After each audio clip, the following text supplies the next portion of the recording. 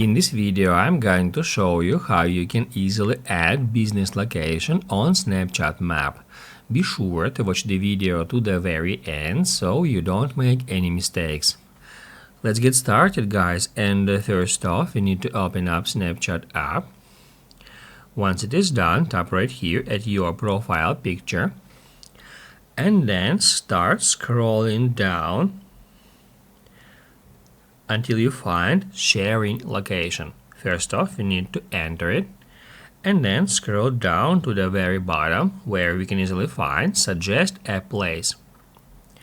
Now here we need to fill out this form, and let's start with entering a name of the place. I'm just gonna enter test place here.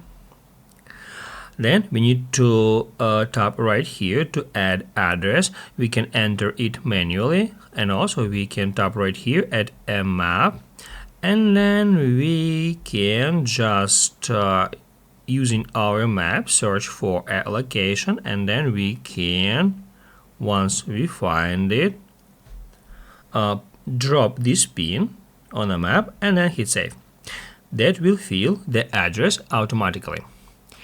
After that, let's head over to the next step. It is category. We can select a category for our place on the map. Let's say cafe.